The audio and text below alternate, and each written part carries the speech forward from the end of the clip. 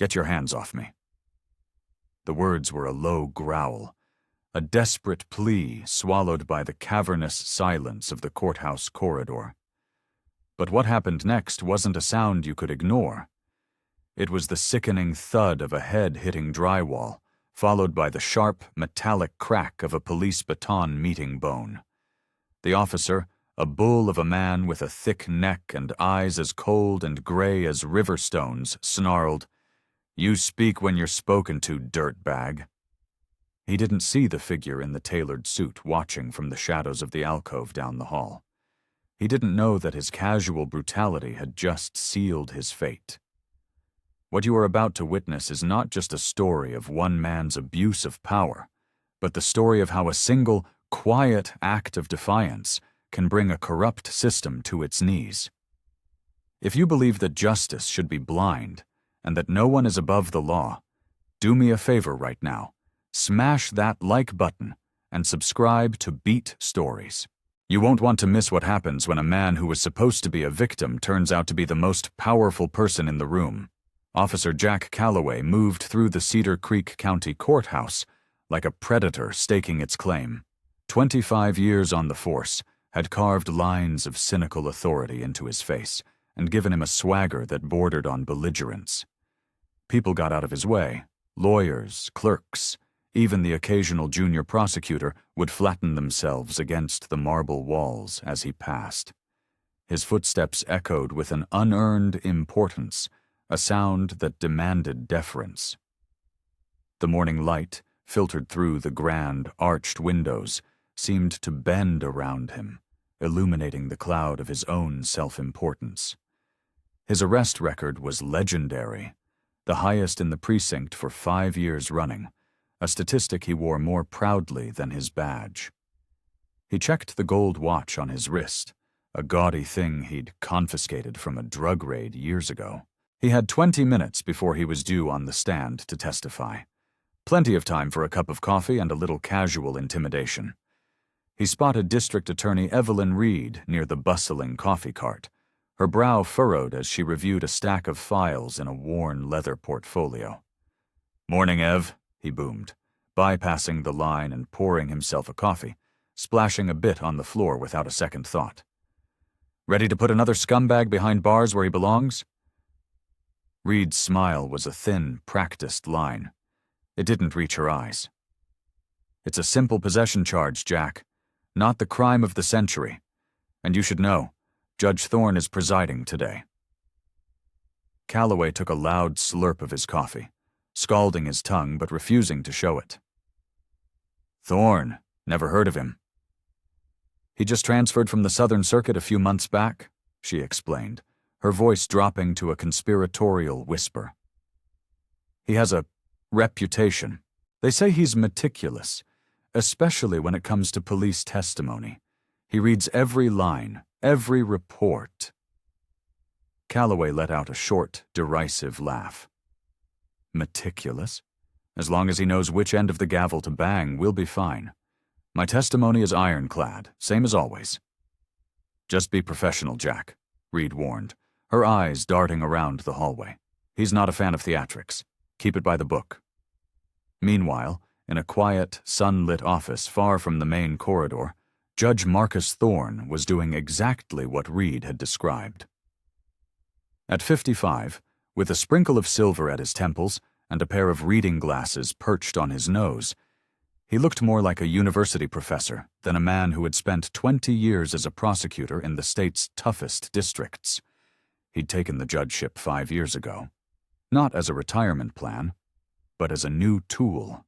He'd recently been transferred to the Cedar Creek district specifically to chair a new oversight committee investigating whispers of discriminatory policing and procedural rot within the department.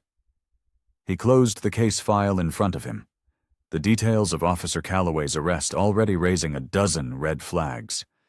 He took off his glasses, rubbing the bridge of his nose. He stood and straightened his simple dark gray suit. He wouldn't put on his judicial robes just yet. First, it was time for what his colleagues called his civilian walkthrough. He always entered the courtroom through the public entrance, carrying his briefcase, an hour or so before a session. He preferred to observe the ecosystem of the court before the players knew the judge had arrived. It was amazing what you could learn by being invisible. The bailiff at the door, a man named Henderson, barely grunted as Thorne entered. Two uniformed officers, fresh-faced rookies, snickered as he passed, their eyes tracking his well-worn but expensive leather shoes. Thorne couldn't hear their words, but their dismissive body language was a language he understood fluently. He made a mental note as he walked towards the defense table, the place he always sat to review his notes one last time, a habit from his prosecutor days. He set down his briefcase, the soft click of the latches echoing in the still empty room. He was so focused on the file in his hand, on the inconsistencies in Officer Calloway's report, that he didn't notice the predator had just entered the room and spotted its prey. Calloway saw the black man at the defense table, and an immediate, visceral irritation prickled his skin. Everything about the man felt wrong to him. The quiet confidence in his posture, the way he occupied the space as if he belonged there. His suit was quality, but understated, not the flashy $1,000 armor of the defense attorneys Calloway was used to seeing. He was probably a paralegal, or worse, some green public defender who hadn't learned the unspoken rules of this courthouse yet. Calloway's courthouse. "Court starts in 15, Calloway announced, his voice booming artificially in the quiet room as he swaggered towards the table. "Defense table needs to be clear for the actual attorneys." Thorne didn't look up from the papers spread before him. "I'm aware of the schedule, thank you," he replied, his voice calm and even. The lack of immediate deference was like a splash of gasoline on Calloway's simmering fire. He stopped directly in front of the table, his large frame casting a shadow over Thorne's documents. "You're not listening to me. This area is for authorized personnel only. So unless you've got a law degree you're hiding, I suggest you move it to the gallery where you belong."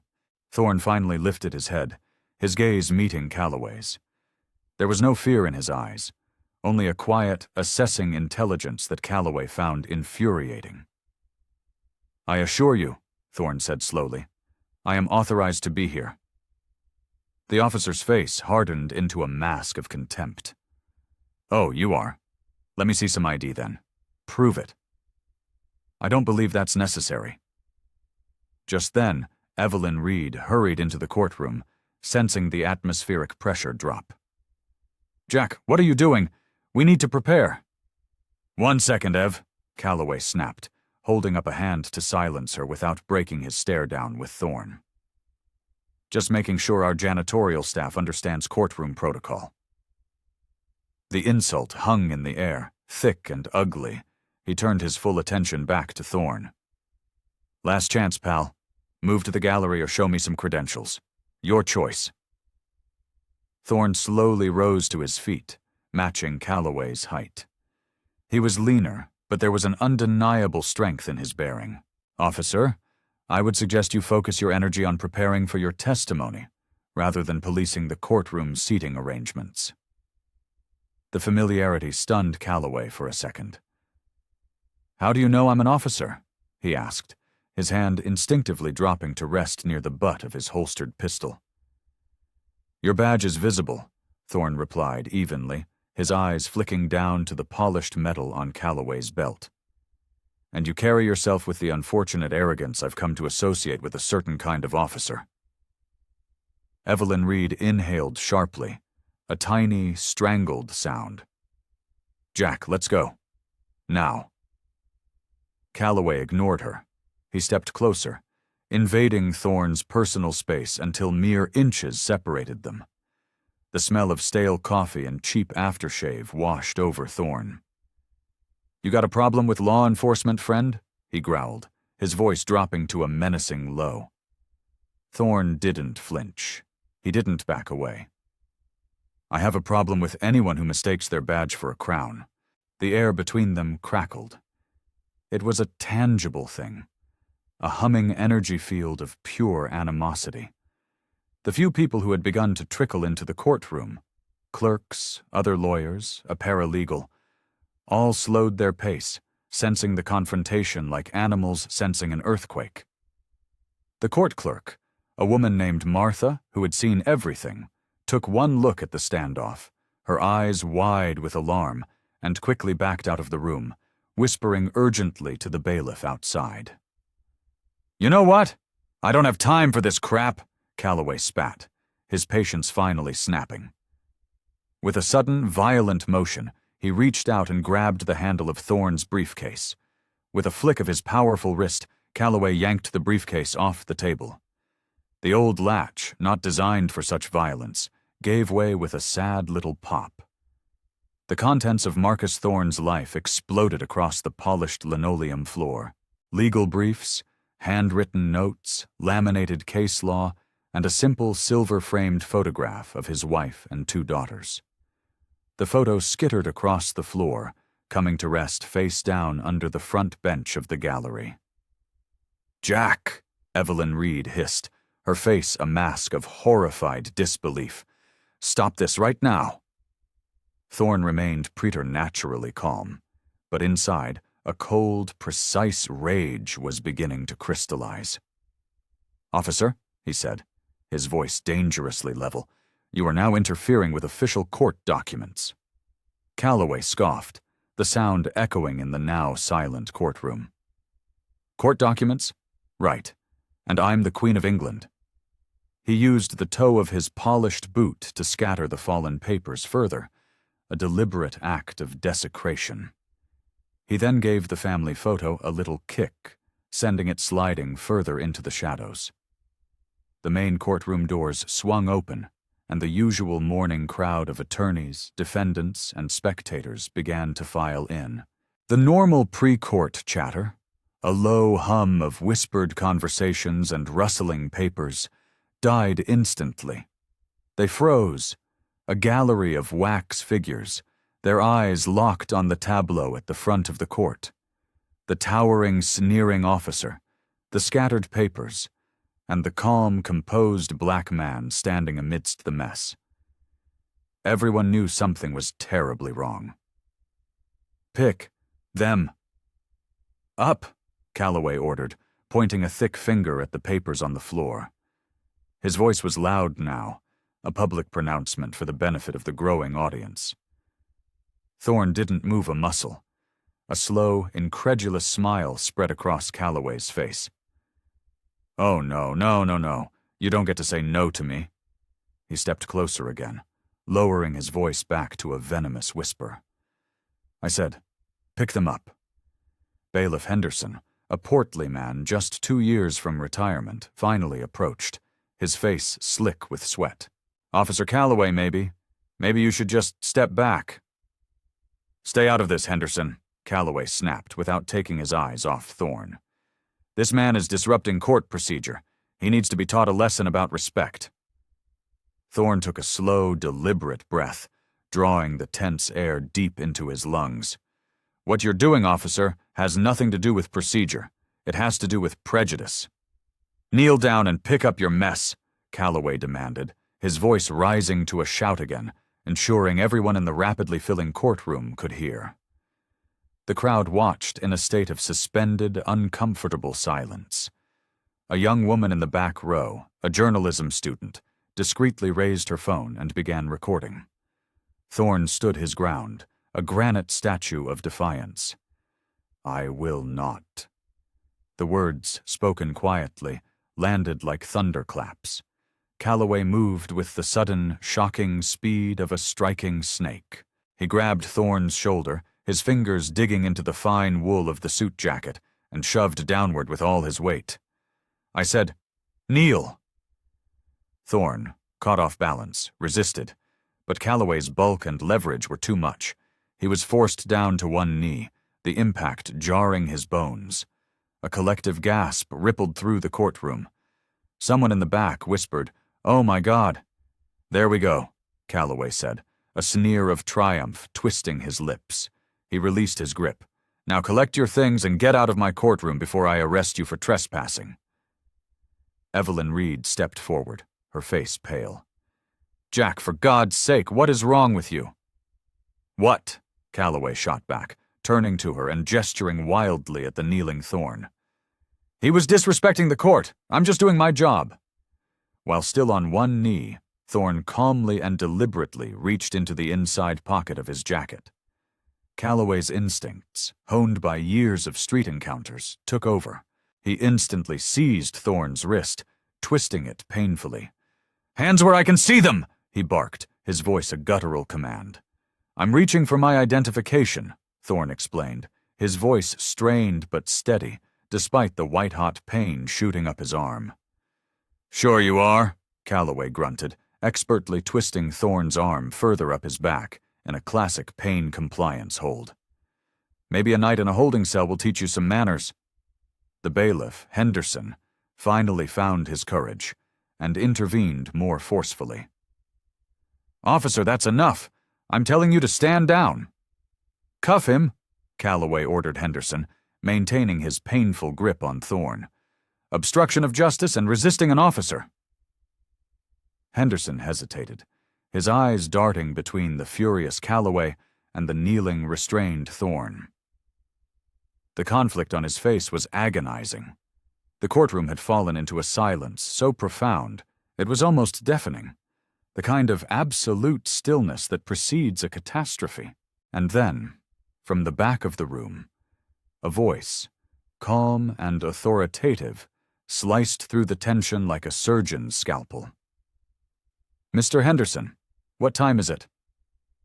The court clerk, Martha, who had returned to the doorway, looked at the source of the voice with a startled expression. She glanced at her watch.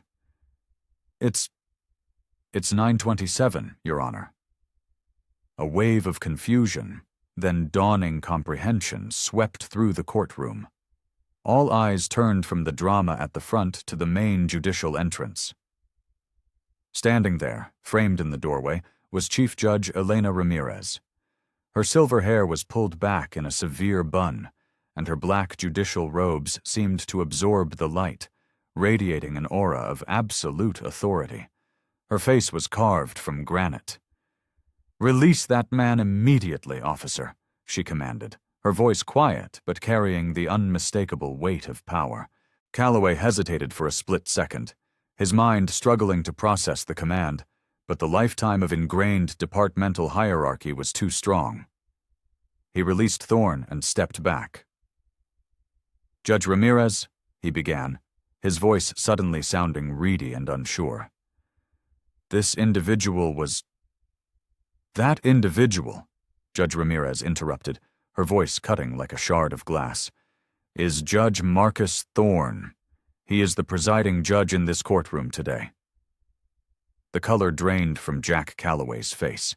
It was as if someone had pulled a plug, and all the blood, all the bravado, all the arrogant certainty rushed out of him, leaving behind a pale, sagging mask of shock. Judge Thorne rose slowly to his feet. With immense dignity, he adjusted the cuff of his shirt, straightened his suit jacket, and smoothed his tie. Not one word, not a single glance in Calloway's direction. Just a series of precise, controlled, deliberate movements that screamed composure in the face of chaos. "Your Honor," Ramirez addressed Thorne, her expression softening almost imperceptibly. "Do you require a recess?" Thorne shook his head, his composure absolute. "That will not be necessary, Chief Judge. Thank you." Ramirez gave a single, sharp nod. "Very well. Officer Calloway, you will remain in this courtroom. I expect a full and detailed report of this incident on my desk by noon." She turned and exited as quietly as she had appeared, leaving a stunned, echoing silence in her wake. Thorne then walked calmly, not to the gallery, not to the defense table, but directly toward the judge's bench. He ascended the 3 steps, his back straight, every eye in the room following his path. He gestured for the bailiff, Henderson, to follow him into the chambers behind the bench. Before disappearing, he turned to the court. "This court will take a 10-minute recess. Inside the private sanctuary of his chambers, the door clicked shut, and for the first time, Marcus Thorne allowed the mask to slip. His hands, which had been so steady moments before, began to tremble. It was a fine, barely perceptible tremor, the physical manifestation of the monumental effort of self-control.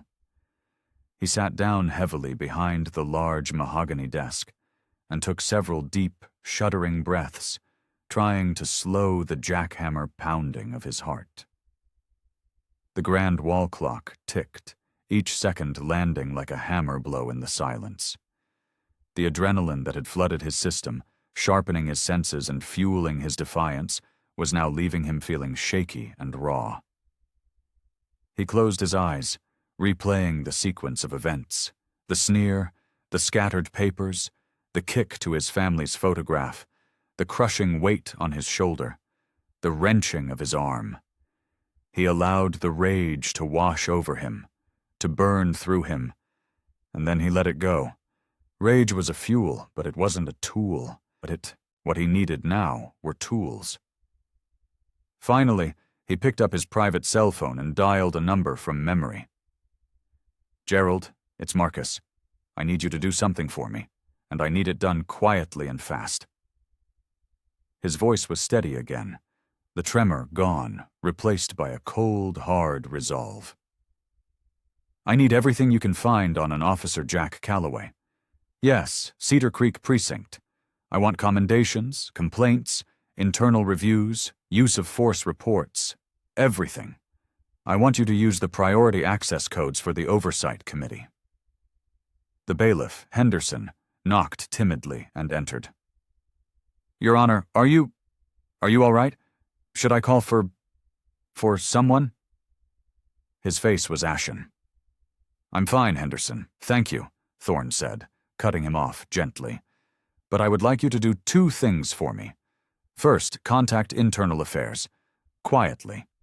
Tell them I want all of Officer Calloway's arrest records for the past 5 years pulled, with a specific focus on cases involving minority suspects. Second," Thorne added, his eyes locking with the bailiff's, "I want all courthouse security footage from all angles for the past 2 hours preserved and delivered to my office. All of it. Understand?" Henderson nodded, a new respect dawning in his eyes. "Right away, sir." Alone again, Thorne opened his laptop. His fingers flew across the keyboard as he typed a brief, encrypted email to the state's Judicial Review Board. It wasn't a formal complaint. Not yet. It was a notification, a quiet flag planted in the system, noting a potential pattern of behavior that warranted a much deeper, wider investigation. He then stood and walked to the small closet where his judicial robe hung. He slid his arms into the sleeves, the familiar weight of the heavy black fabric settling over his shoulders. It felt different today. It felt heavier, but it was a grounding weight, a reminder of his duty, his oath. In the small mirror on the back of the door, Thorne studied his own reflection.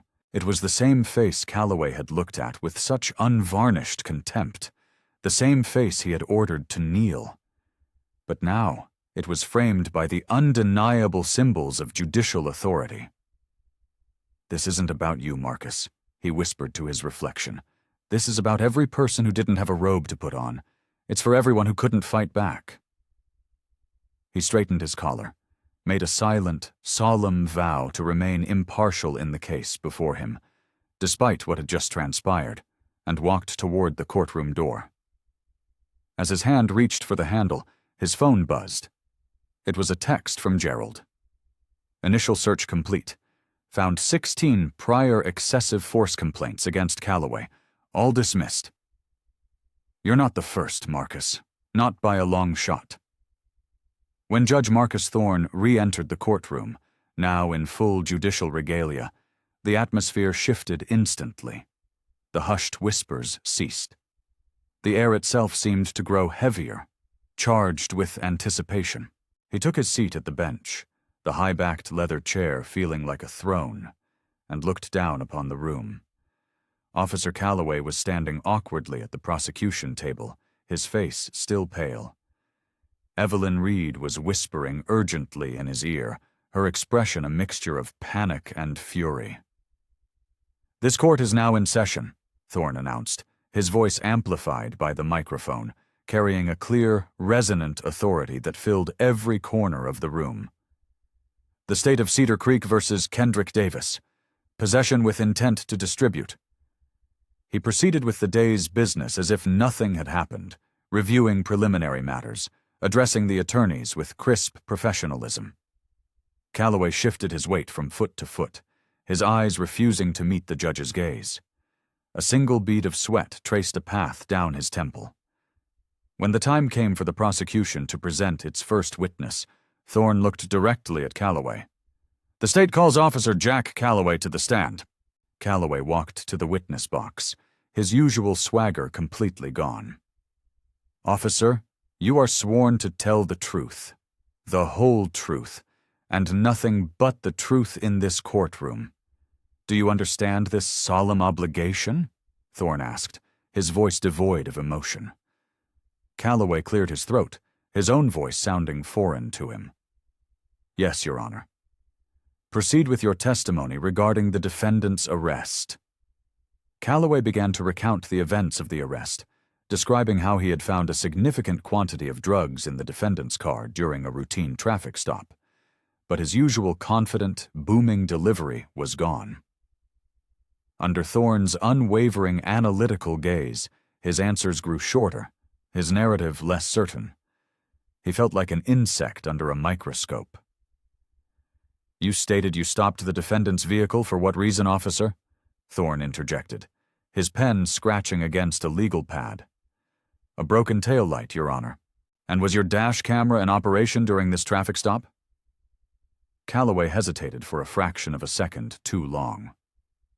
"There was an equipment malfunction that day, Your Honor." Thorne made a note. "Interesting. And your body camera? Was it also malfunctioning, sir?" Calloway's collar suddenly felt 2 sizes too small. "Yes, Your Honor. Both cameras failed simultaneously." Thorne's tone remained perfectly neutral, but his eyes narrowed just slightly. At the defense table, the public defender, a young, usually timid man named Peterson, perked up, sensing a shift in the currents. "It happens more than you'd think," Calloway added, a hint of his old defiance creeping back into his voice. Thorne turned his gaze from the witness to the defense table. "Mr. Peterson, your cross-examination." The young defense attorney stood, emboldened by the judge's line of questioning. He felt as though he'd been thrown a lifeline. "Officer Calloway, in your 5 years as the precinct's top arresting officer, can you estimate how many of your arrests have involved simultaneous camera malfunctions?" "Objection," Evelyn Reed called out, rising to her feet. "Relevance?" "Goes to a potential pattern of behavior and directly impacts the witness's credibility in this specific case, Your Honor," Peterson countered, his voice surprisingly firm. Thorne steepled his fingers, considering for a moment that felt like an eternity to Calloway. "Overruled. The officer will answer the question." Calloway's jaw tightened until his teeth ached. "I don't keep track of departmental equipment issues." "Allow me to rephrase," Peterson pressed, picking up a document from his table. "How many of your arrests of minority suspects in the past 2 years have involved camera malfunctions?" The defendant, Kendrick Davis, a young black man who had been staring at his hands with an air of hopeless resignation, now looked up at Calloway. For the first time since the trial began, a flicker of something, not yet hope, but maybe the possibility of it, crossed his face. "Your Honor," Evelyn Reed said, standing abruptly, "may we approach the bench?" At the bench, out of earshot of the jury and the gallery, Reed spoke in a hushed, urgent tone. "Judge Thorne, with all due respect, the defense is on a fishing expedition, attempting to manufacture a racial bias angle where none exists." Thorne regarded her with his calm, unreadable expression. "Ms. Reed, are you suggesting that questioning the reliability and functionality of police equipment used during an arrest the very equipment intended to ensure procedural integrity, is inappropriate? No, Your Honor, of course not. But the clear implication is that Officer Calloway specifically targets minorities and then ensures there is no record. I have made no such implication, nor has the defense yet, Thorne interrupted, his voice a soft but unyielding force. I am simply allowing a relevant line of questioning regarding the collection, or lack thereof, of evidence. The jury can draw its own conclusions. Calloway, unable to contain himself, stepped forward to join them at the bench, uninvited. This is a simple, open and shut drug case, and they're turning it into a circus. Thorne's gaze shifted slowly, deliberately, to Calloway. The temperature at the bench seemed to drop 20 degrees.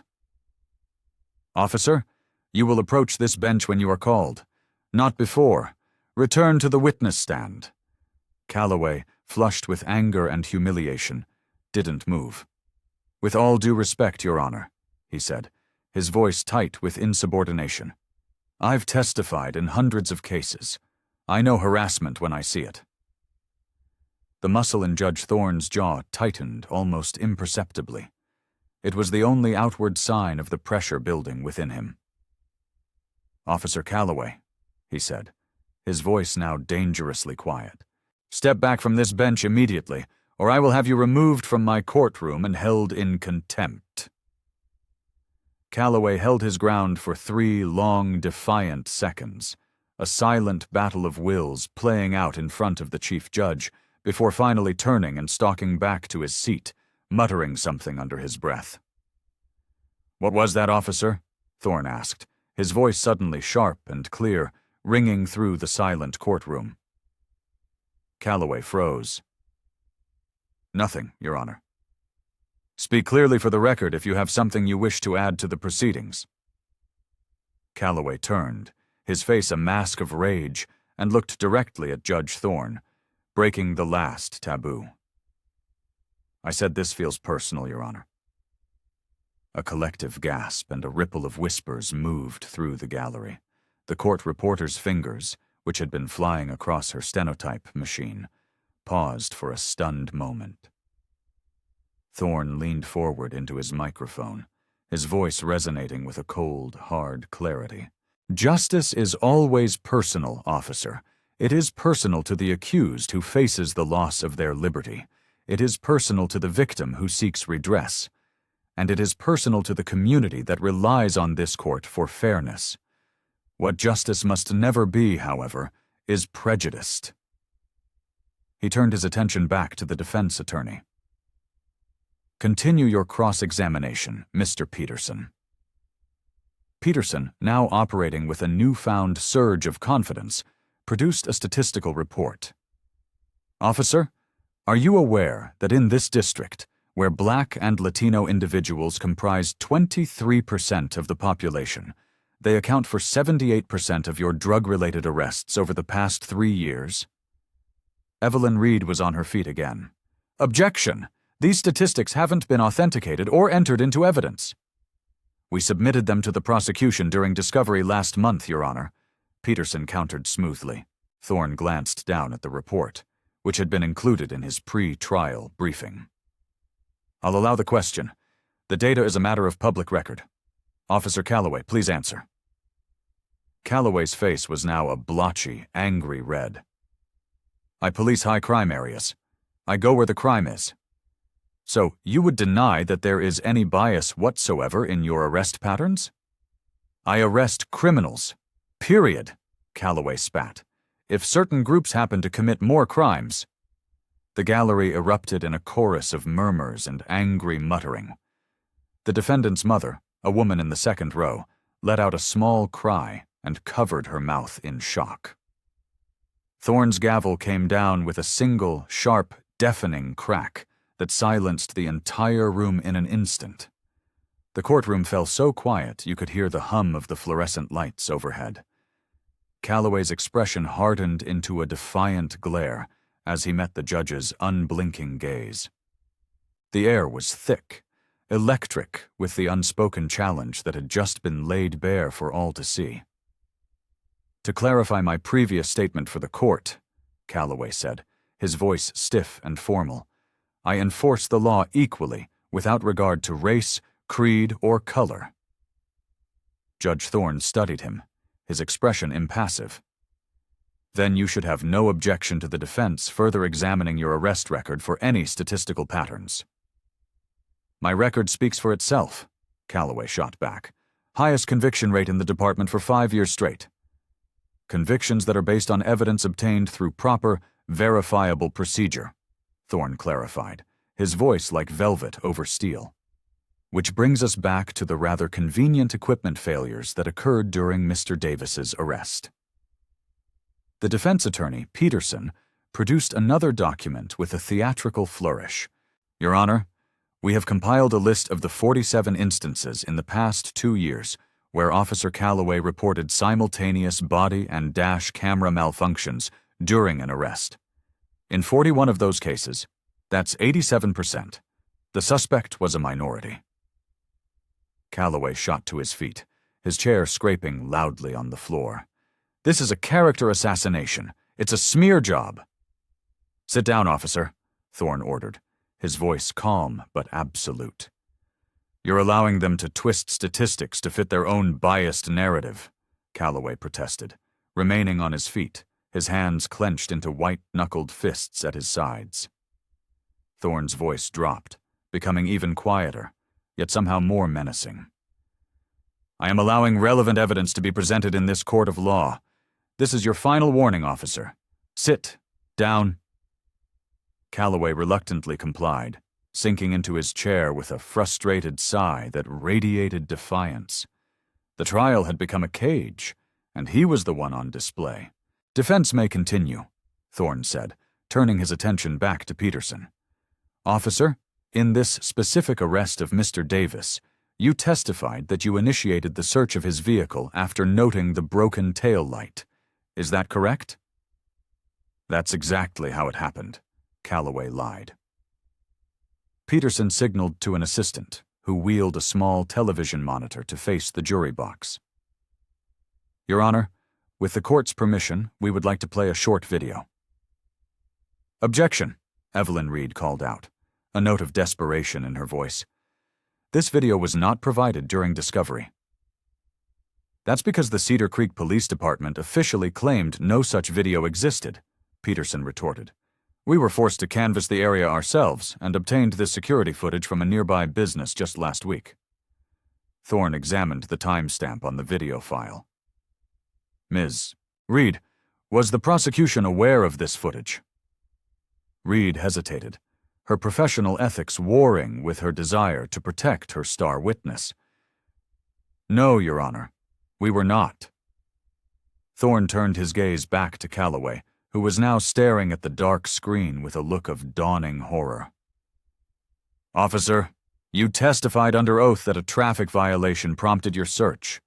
This video appears to suggest otherwise. The video began to play. It was grainy, shot from a distance, but the sequence of events was unmistakable. It clearly showed Calloway's cruiser pulling over the defendant's car. It then showed Calloway immediately approaching the driver's side, opening the door, and beginning his search of the vehicle. Only after several minutes of searching did he walk to the back of the car, look at the tail light, and then return to his cruiser to write the citation. Calloway glared at Judge Thorne, his face contorted in a mask of pure fury. With all due respect, Your Honor, a distant, grainy security camera doesn't show the full context of the situation. And what context? Thorne asked, his voice dangerously soft. Would possibly justify contradicting your own sworn testimony. Kendrick Davis, the defendant, leaned forward, his eyes wide, a tear tracing a path through the fear on his face. It was the tear of a man who had been drowning and had just seen the surface. Calloway stood up again, his chair tipping over behind him, and pointed a trembling finger at the judge. You've been gunning for me since the moment I walked into this courtroom. Officer Calloway, Thorne's voice cut through the ensuing uproar like a blade. You are in contempt of this court. Calloway didn't back down. He was a cornered animal, lashing out. This whole trial is a sham, a setup. You were planning this ambush from the moment you sat at that defense table, pretending to be some nobody. I never pretended to be anything other than what I am, Thorne responded, his voice rising, finally allowing a sliver of his own cold fury to show. You, officer, are the one who made assumptions based on nothing more than the color of my skin. He let the words hang in the air for a moment, a stark and damning indictment. You deliberately misled me by doing what? By being a black man in a courthouse? Thorne's composure, so carefully maintained, finally cracked. He stood, his full height, and the authority of his office creating an intimidating presence. Bailiff, remove Officer Calloway from my courtroom. As Henderson approached cautiously, Evelyn Reed shot to her feet. Your Honor, the prosecution requests a brief recess to get this situation under control. Granted, Thorne snapped. 15 minutes. He then pointed a finger not at Calloway, but at the door to his chambers. Officer Calloway, in my chambers, now. The moment the heavy oak door of the judge's chambers clicked shut, Calloway began to pace like a caged tiger, his face flushed a deep mottled red. His tie was loosened, and a vein pulsed violently at his temple. Judge Thorne, in stark contrast, sat calmly behind his expansive desk, his hands steepled, the picture of collected, icy composure. You have compromised this entire case, officer, Thorne said, his voice low and even. Me? Calloway spun around, his voice dripping with disbelief. You set me up. You orchestrated this whole thing for public humiliation. Thorne opened a thick folder on his desk, the one his contact, Gerald, had sent over. Jack Calloway, 25 years on the force. 16 formal complaints of excessive force filed against you, all of them dismissed by internal review. 92% of your drug-related arrests involve minority suspects, in a district that is only 23% minority. In 43% of your evidence submissions, there are significant documentation issues or procedural irregularities. He looked up from the folder, his eyes locking onto Calloway's. Did I miss anything? The blustering rage seemed to drain out of Calloway, replaced by a cold dread. He stopped pacing. Where did you get that information? I've had it for weeks, Thorne revealed, the first piece of the puzzle clicking into place for the disgraced officer. I am not just a recently transferred judge, officer. I was sent to this district to chair the new Judicial Oversight Committee on discriminatory policing practices. Your name, Officer Calloway, has come up, repeatedly. The last bit of color fled from Calloway's face. He looked like a ghost. This is a witch hunt. No, Thorne corrected him calmly. This is accountability. Today was not part of any plan. As I told you, I regularly observe my courtroom's dynamics before a session begins. Your deplorable behavior this morning merely confirmed what your disturbing record has long suggested. A sharp knock at the door interrupted them. The bailiff entered, followed by Chief Judge Ramirez, and, to Calloway's horror, Police Commissioner Davis. Commissioner Davis, a stern, no-nonsense woman in her 60s, with a crisp uniform and a chest full of commendations, fixed Calloway with a look of profound disappointment. Officer, she said, her voice leaving no room for argument. You are suspended, effective immediately, pending a full investigation. On what grounds? Calloway demanded, a pathetic flicker of his old defiance returning. Assaulting a judge in his own courtroom, for starters, Davis responded icily, followed by what appears to be falsifying testimony under oath and potential long-term evidence tampering, based on the revelations in court today. You can't do this, Calloway protested weakly. 25 years of service? Makes it infinitely worse, not better. Davis cut him off. You, of all people, should know better. She turned to Judge Thorne. Judge, my department has already initiated a comprehensive review of all of Officer Calloway's active cases and past convictions. We will get to the bottom of this. Thorne nodded. The Oversight Committee will cooperate fully with your investigation, Commissioner. We will also be examining the entire chain of command and the supervisory culture that allowed this pattern of behavior to continue unchecked for so long. This goes beyond one bad apple, Chief Judge Ramirez added, her voice grim. We will be looking at departmental training, the internal affairs process, and the accountability measures that have clearly failed this community. Calloway looked from one powerful face to another, the true scope of his predicament finally dawning on him. You're using me, he whispered. You're making me the scapegoat for systemic problems. No, officer, Thorne replied, his voice devoid of pity. You are facing the direct consequences of your own specific actions. The system that enabled you for far too long will now face its own reckoning.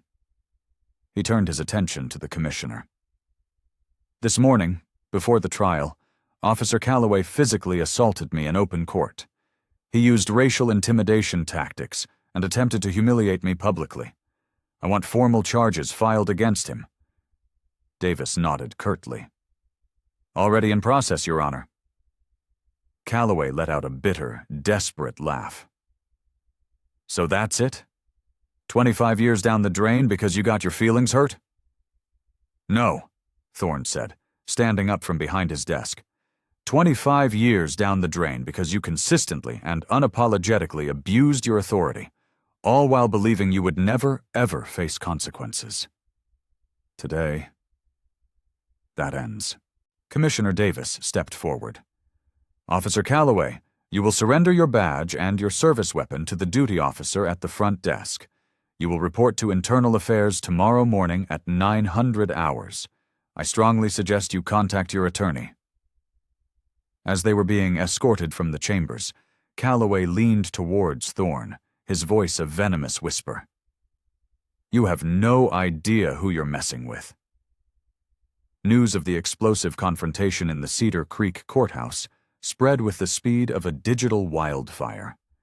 By mid-afternoon, the journalism student's cell phone video had been leaked to a local news outlet and subsequently went viral online.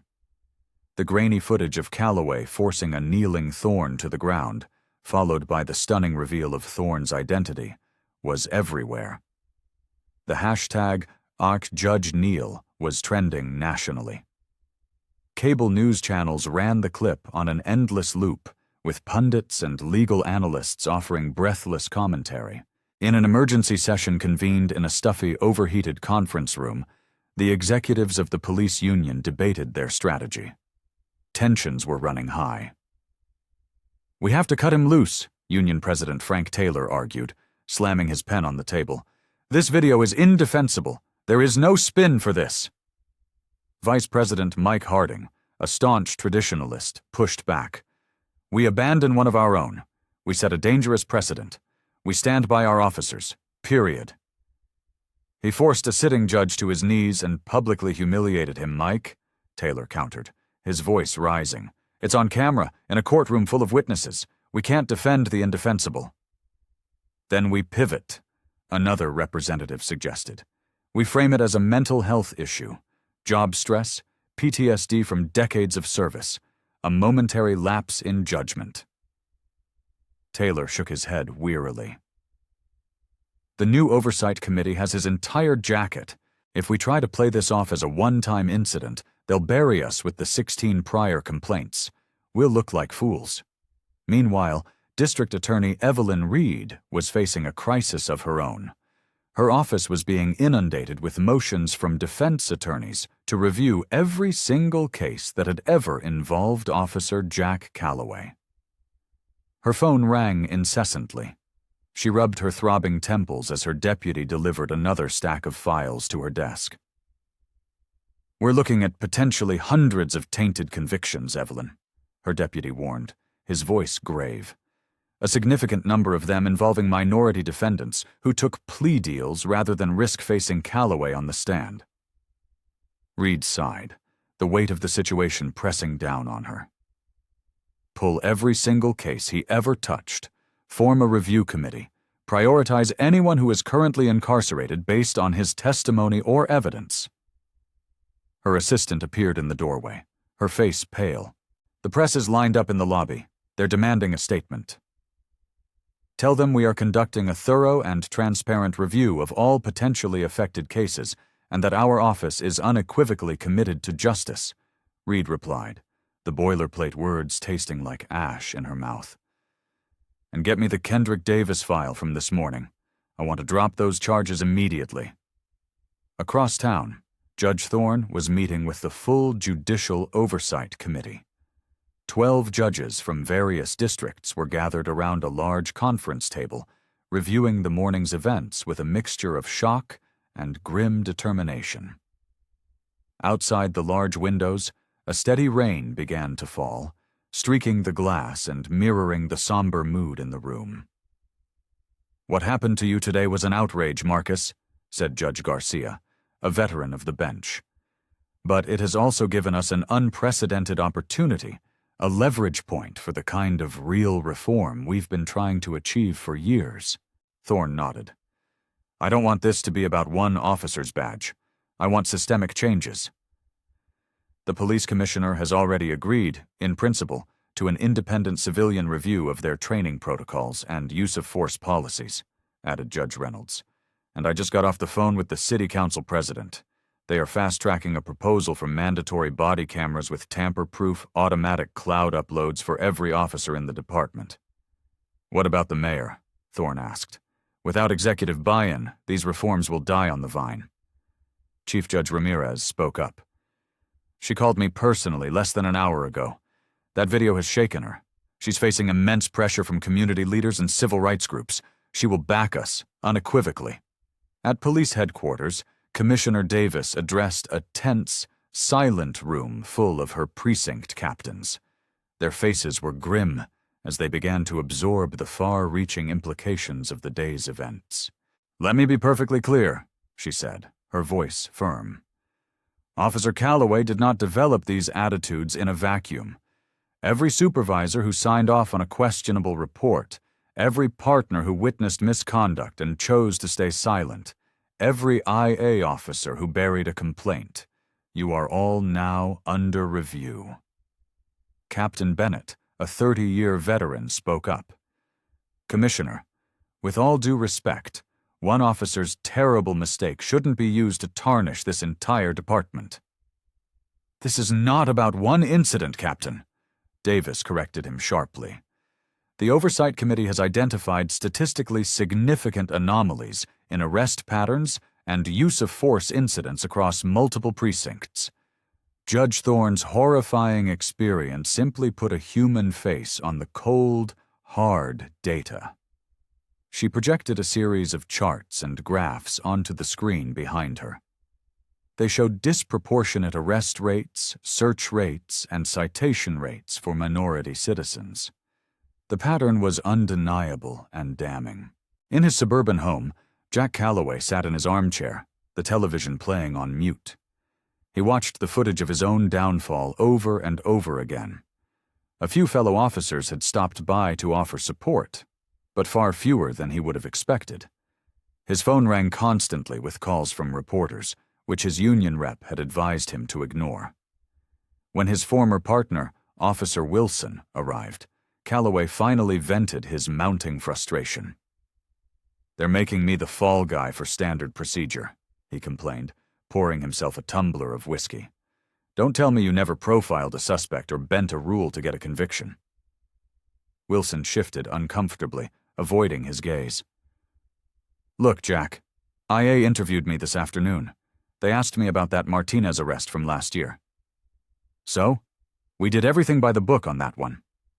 Wilson finally looked at him, his eyes full of a weary resignation. "We both know that's not true, Jack. And I've got a family to think about, a pension to protect." Calloway stared at him, disbelief warring with fury. "You're throwing me under the bus." "I'm not going down with you, Jack," Wilson said quietly, heading for the door. "And from what I'm hearing, neither are the others." The next morning, Judge Thorne presided over a special hearing in the case of the state versus Kendrick Davis. The courtroom was packed to the gills with reporters, community activists, and curious citizens. Sunlight streamed through the tall windows, a stark contrast to the gloom of the previous day. In light of new evidence suggesting improper search and seizure procedures, as well as potentially falsified testimony by the arresting officer, Thorne announced, his voice ringing with authority, all charges against Mr. Kendrick Davis are hereby dismissed with prejudice. Davis, who had sat silently beside his public defender, broke down, weeping openly as his attorney put a comforting hand on his shoulder. In the second row, his mother sobbed into her hands, her prayers answered. Furthermore, Thorne continued, his voice rising, I am ordering an immediate judicial review of all past convictions in this district that relied primarily on the testimony of Officer Jack Calloway, particularly where similar search procedures were employed or where equipment malfunctions were reported. Outside, on the courthouse steps, a swarm of reporters engulfed Thorne as he exited.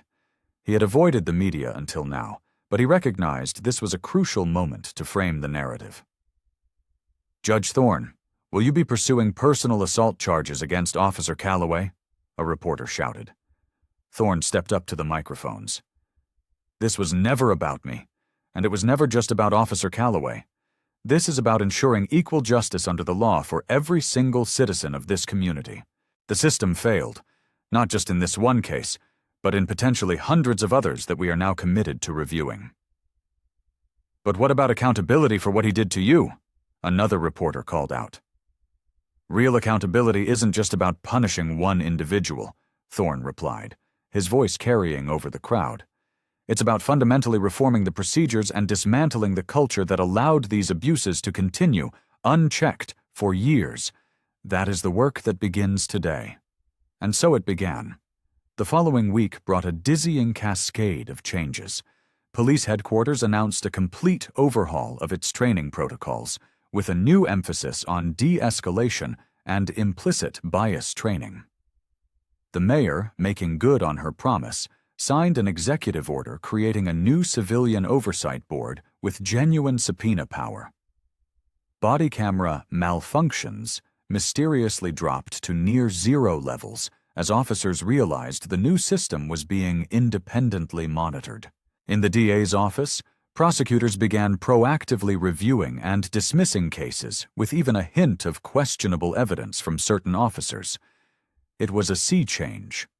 In community centers and church basements across the city, citizens gathered for town hall meetings, their initial skepticism slowly giving way to a cautious, fragile hope. We've heard promises of reform before, a local pastor said at one such meeting. But this time feels different.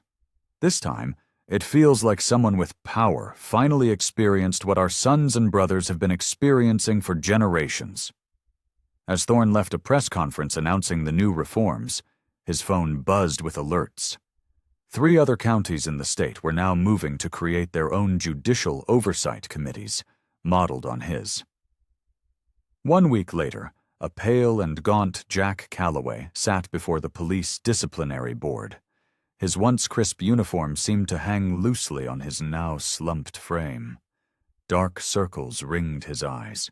The hearing room was formal and airless, its wood-paneled walls seeming to close in on him. Commissioner Davis presided over the hearing. Former Officer Calloway, she began, you face administrative charges of assault, evidence tampering, perjury, and multiple civil rights violations. How do you plead? Not guilty, Calloway mumbled, his voice a hollow echo of its former self. The evidence presented was overwhelming. Internal affairs. Captain Hernandez projected statistical analyses of Calloway's arrest patterns, his impossible rate of equipment malfunctions, and his disproportionate use of force. The board then viewed the viral cell phone footage, followed by the crystal-clear courthouse security footage. Calloway couldn't bring himself to watch. He stared at the floor, his jaw clenched tight. When called to testify, he attempted a feeble justification. I saw an individual I did not recognize in a restricted area. In today's high-threat environment, I acted on instinct to protect the court." Commissioner Davis leaned forward. "You protected the court by forcing a man in a suit to kneel and clean up papers you yourself had scattered?" "Things escalated," Calloway insisted, "but there was no racial motivation." "And yet you referred to Judge Thorne as pal and friend in a clearly condescending manner, forced him to his knees in a posture of submission, and later testified in open court that you believe certain groups commit more crimes. Is that not correct?" Calloway fell silent. His attorney tried a different tactic. "My client has an exemplary record of arrests, 25 years of taking dangerous criminals off our streets." "And at what cost?" Davis shot back. "We have so far identified 63 cases where evidence was likely obtained improperly or misrepresented in court. As of this morning, 17 people have been released from prison pending a full review of their wrongful convictions. The hearing dragged on for hours. Finally, the board deliberated. When Calloway was recalled, he stood stiffly as Commissioner Davis delivered the unanimous decision. "Officer James Calloway, this board finds overwhelming and irrefutable evidence of a long-standing pattern of misconduct, bias, and a profound abuse of authority. Your employment with the Cedar Creek Police Department is terminated, effective immediately. Your pension and all benefits are hereby revoked. The criminal charges against you will proceed through the district attorney's office." Calloway's face remained a blank, expressionless mask. "I served this city for 25 years, he whispered. "No," Davis corrected him, her voice cold. "You served yourself while wearing our badge. You will turn in your gun and shield before you leave this building." As Calloway exited police headquarters for the last time, a disgraced and broken man, a mob of reporters surrounded him, their camera flashes blinding him. Microphones were thrust in his face. From the windows above, his former colleagues watched, their expressions ranging from pity to disgust. As he pushed through the crowd, a hand touched his shoulder. He turned to see a young Latino man he had arrested 3 years prior, a man who had been exonerated and released just last week. The man said nothing. He just looked at Calloway, his eyes filled not with hate, but with a quiet, devastating sorrow. What would you have done in Judge Thorne's situation? Could you have remained that calm in the face of such blatant disrespect and aggression? Let us know your honest thoughts in the comments below. And while you're there, if you're enjoying this story of justice served, please hit that like button. It truly helps our channel grow. Now, let's see how one man's stand truly changed a city. 1 year later, Judge William Thorne sat in his chambers, the late afternoon sun casting long, striped shadows across his desk. A knock at the door interrupted his review of a case file. "Come in," he called. The door opened and Kendrick Davis entered. The young man whose life had been saved in that courtroom was now dressed in a well-fitted suit, a constitutional law textbook tucked under his arm. "Your Honor," he said, a broad smile on his face. "Thank you for seeing me." Thorne smiled back warmly. "Mr. Davis, it's good to see you. How are your first-year studies at the university?" "Challenging, sir, but incredibly rewarding," Davis said, taking the offered seat. "I still can't quite believe I'm preparing for the LSATs instead of serving a 10-year sentence." "Your experience has given you a perspective that most lawyers will never have," Thorne observed. "You will be a tremendous asset to the profession." "That's actually why I came, sir," Davis said. "I'm writing a paper on systemic reform for my political science class, and I wanted to ask you, looking back over the past year, what do you think has really changed?" Thorne leaned back in his chair, considering the question. "Well, the statistics tell one story. Excessive force complaints are down over 40%. Community cooperation with police is up. Arrests are down, but so is the crime rate. but the numbers only tell part of it. And the other part? The culture, Thorne explained. The culture is slowly shifting. I see it every day in my courtroom. I see it in the way young officers testify, in the way prosecutors scrutinize evidence, in the way defendants are treated with a baseline of dignity. There's a new awareness, a willingness to question the old ways of doing things. Do you think it will last? Davis asked. Reform is not a destination. It's a constant process, Thorne said. It requires ceaseless vigilance from all of us. The moment we declare victory and become complacent is the moment the old habits begin to creep back in. Before leaving, Davis hesitated at the door. Judge Thorne, can I ask you something personal? Thorne nodded. That day in the courtroom, with Calloway, how did you stay so calm? Weren't you angry? A thoughtful expression crossed Thorne's face.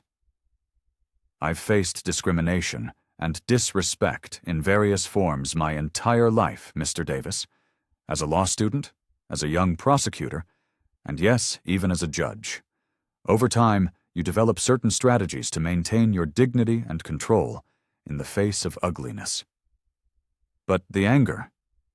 Oh, I was furious, Thorne admitted with a small, wry smile.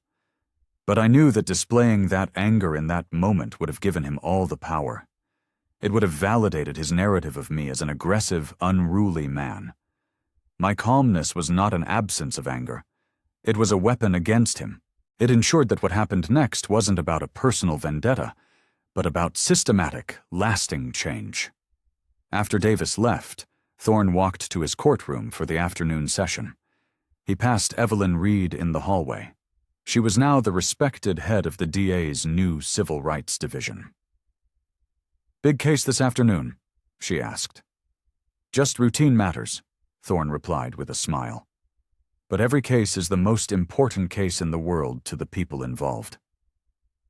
As he took his seat at the bench, he looked out over the courtroom and noted the small, meaningful changes, the diversity among the attorneys and court staff, the respectful interactions, the careful attention to procedure. A new officer was testifying in his first case, a young man, nervous but prepared, his body camera prominently displayed on his uniform, his testimony precise and unbiased. Justice, Thorne thought to himself, isn't just about punishing wrongdoing. It's about creating systems where doing the right thing becomes the easiest, most natural choice for everyone. What happened in that courtroom wasn't just a story, it's a powerful reminder. Silence protects corrupt systems, but courage can rewrite the rules entirely. Here at Beat Stories, we believe in the power of truth to challenge authority. If you want to see more real stories that inspire, shock, and empower, make sure you are subscribed to the channel and have tapped that notification bell. We post new videos every single week, and you won't want to miss a single one. Thank you for watching, and remember, justice depends on brave individuals willing to stand their ground. We'll see you in the next Black Stories.